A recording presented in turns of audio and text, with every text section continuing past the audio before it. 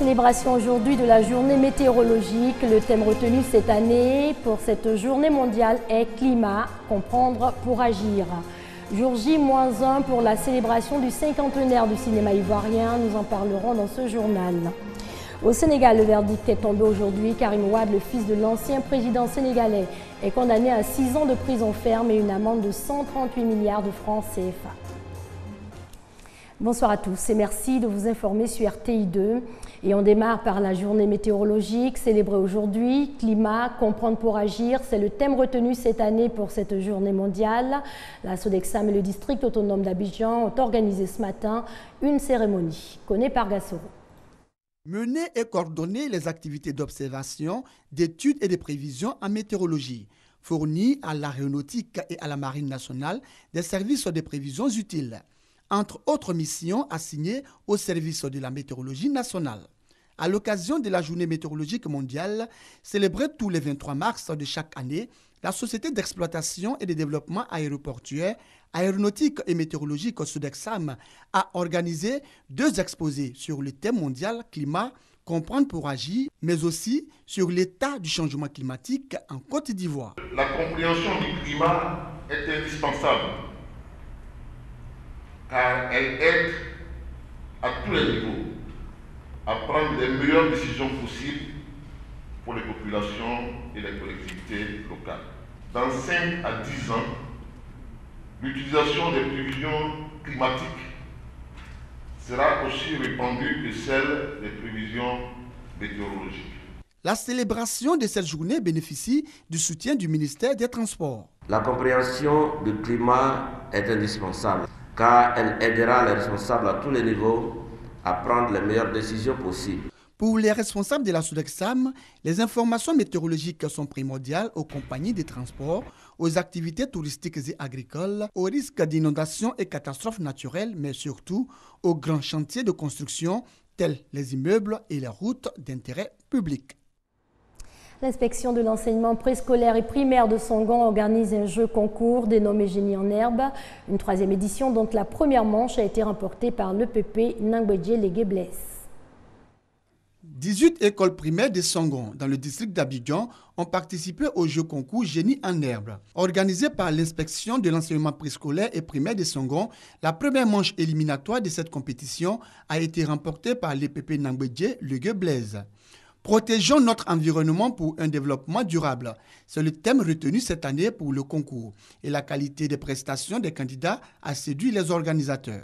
L'éducation, comme vous en convenez, ne se limite pas seulement à apprendre aux enfants à lire et à écrire, mais de leur inculquer des valeurs fondamentales du respect de l'environnement, de la protection de l'environnement. Et c'est de cela qu'il est question aujourd'hui à travers ce jeu concours. Le concours Génie en herbe vise à amener les apprenants à adopter des comportements citoyens et responsables dans le domaine de l'environnement. Concernant les questions d'environnement et de développement durable, les enfants ont fait 100%. Là où ils ont été calés, ça a été plus sur des questions d'ordre général. Et ça nous réjouit de savoir que les choses sont en train de se faire, effectivement. Que nos enfants commencent à tenir compte de l'importance de l'environnement dans le développement actuel de nos nations. Ce jeu concours Génie en herbe de l'inspection préscolaire et primaire de Songon est à sa 3e édition. Le cinéma ivoirien fête son cinquantenaire. Les célébrations débutent demain, un événement co-organisé par l'Office national de cinéma de Côte d'Ivoire et l'Institut français de Côte d'Ivoire. Au programme, des projections de films retraçant les grands moments de l'histoire cinématographique de la Côte d'Ivoire et des formations sur la musique de film et le son au cinéma. C'est que Pétanqui, victime d'une machination, est aujourd'hui la proie d'un système. Un demi-siècle, c'est l'âge du cinéma ivoirien. Pour célébrer ce cinquantenaire, une semaine de programmation des films ivoiriens issus essentiellement du catalogue de la Cinémathèque Afrique de l'Institut français de Paris. Cette manifestation porte la touche de l'Office national du cinéma de Côte d'Ivoire, ONACCI, et de l'Institut français de Côte d'Ivoire. L'Institut français a décidé d'accompagner donc le ministère ivoirien de la culture et de la francophonie à travers l'Office national du cinéma à célébrer les 50 ans du cinéma ivoirien. simplement parce que c'est un moment important donc, de l'histoire de cette industrie culturelle en Côte d'Ivoire. Et donc, il était tout naturel dans notre mission de coopération d'être présent auprès donc, de ce pays hôte et de faire en sorte que les Ivoiriens découvrent ou redécouvrent ce qui a été l'histoire de leur cinéma à travers les grands hommes. Le tout premier film a été tourné en 1964, donc logiquement en 2014, ça, on a bouclé les 50 ans, donc nous sommes dans 51 année de plus, donc on a décidé malgré tout de célébrer ce cinquantenaire et ce sont ces activités que nous allons démarrer la semaine prochaine donc par une série de projections à l'Institut français de films ayant marqué plus ou moins le parcours cinématographique donc de 50 ans et surtout la sélection aussi de certains films qui n'ont pas eu la chance de rencontrer leur public ou en tout cas suffisamment rencontrer leur public. Au menu de ces cinquantenaires, outre les projections des films, sont également prévus des masterclass et formations sur la musique des films, les droits musicaux et l'importance du son au cinéma. La manifestation est prévue du 24 au 28 mars prochain à l'Institut français. La contribution de l'imam dans l'édification spirituelle et morale de la communauté, c'est le thème qui a réuni les imams de la région du Sud Komoué au CAFOP de Grand Bassam. Cette formation est une initiative du Conseil supérieur des imams.